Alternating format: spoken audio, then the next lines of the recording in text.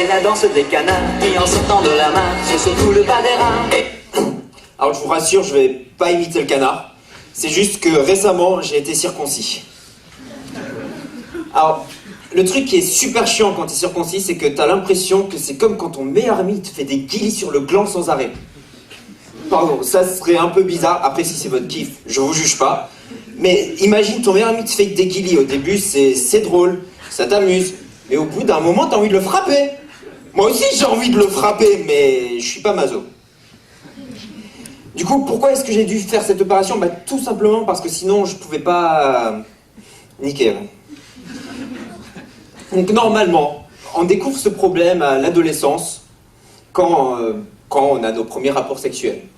Moi, c'est pareil, sauf que c'était il y a 2 mois, et c'était au Quartier Rouge.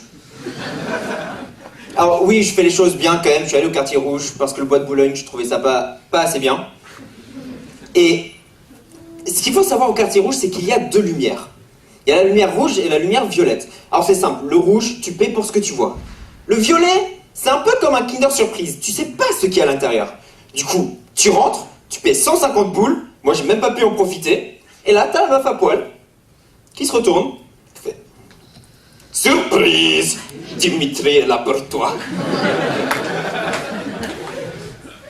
Du coup, quand tes parents ou tes potes te font une surprise et qu'elle est toute pourrie, tu te forces un peu pour leur faire plaisir. Là, c'est la même chose, sauf que c'est elle qui m'a forcé pour me faire plaisir. Je vous rassure, c'est pas pour ça que j'ai du mal à marcher. Par contre, j'ai du mal à m'asseoir. Enfin bon, du coup, j'arrive à l'hôpital et là, à l'accueil, il y a une meuf super bonne, une infirmière là qui m'accueille. Et je trouve ça super méchant. On te montre là devant toi ce que tu vas rater pendant 2 mois. Enfin, moi, ça fait 21 ans, mais concrètement, potentiellement. Et pour continuer ce rêve, en plus, elle m'emmène dans une salle et là, elle me dit « Déshabille-toi ». Sauf qu'à la fin de ce rêve, je n'ai pas eu le droit à un toucher charnel, mais un toucher métallique. Du coup, j'enlève mon pantalon, j'enlève mon caleçon, et là, la meuf, elle me regarde. Il reste quoi à couper?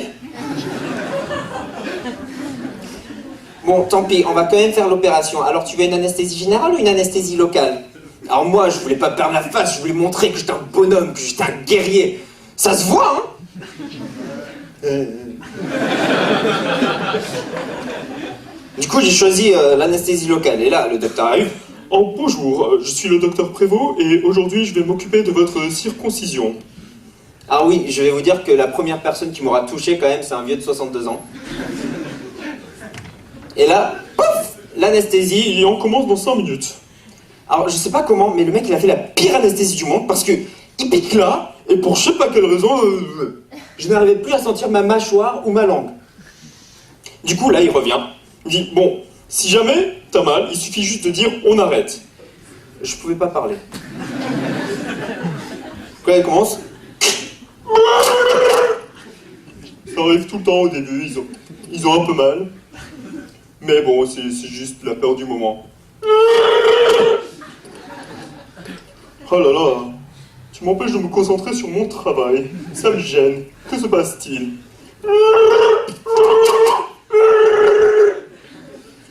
Bon, à force de faire le dindon, moi je ne peux pas faire l'opération. Du coup, on va faire l'anesthésie générale. Je sors, on fait l'anesthésie générale, vite fait, bien fait, et c'était fini. Je sais toujours pas pourquoi j'ai pas choisi ça dès le début. Et là, en me réveillant, je regarde en bas, et je vois un bandage. Taille S. Et en plus, en me levant, il tombe. Le bandage, hein. Et là, je vois le truc, je dis, mais what? On peut pas revenir en arrière? J'aime pas ce modèle. Mais bon, je dois dire quand même, je suis très très reconnaissant que j'ai pu le faire dans un hôpital avec une anesthésie. Parce qu'à l'époque, au Maroc, c'était le coiffeur qui s'en occupait. Oui, le coiffeur. Donc t'imagines la scène, là, t'arrives avec ton enfant, et le coiffeur qui dit « Ah, bonjour, vous voulez quelle coupe aujourd'hui ?»« Ah, je vois, vous voulez la coupe. Alors, je vous montre les différents modèles. Vous avez le modèle juif, le modèle musulman, et le modèle j'ai juste envie que mon gamin il souffre sans aucune raison. C'est quoi la différence? Il n'y en a pas, je connais juste la coupe au bol. » Ah ouais, pour lui, il y avait un ciseau pour tout, il ne changeait pas entre les deux. Mais ça pouvait lui arriver de se tromper un peu. Il a dit « Ah, merde! J'ai coupé ton cou. » Mais t'inquiète, ça va pousser, hein. Ça fait 3 semaines que j'ai eu l'opération. 3 semaines que mon petit Booba a perdu son bonnet pour l'hiver. Ouais, on a déjà tous donné un nom à notre truc, hein. Faites pas genre que vous avez pas fait de même. D'ailleurs, quand on fait ça, il y a toujours une signification derrière. Ah moi non, c'est pas parce que c'est une star internationale, c'est parce que tout le monde préférait ne pas le connaître. Et bon, depuis, il ne s'appelle plus que Ba vu que j'ai perdu le bout. Merci.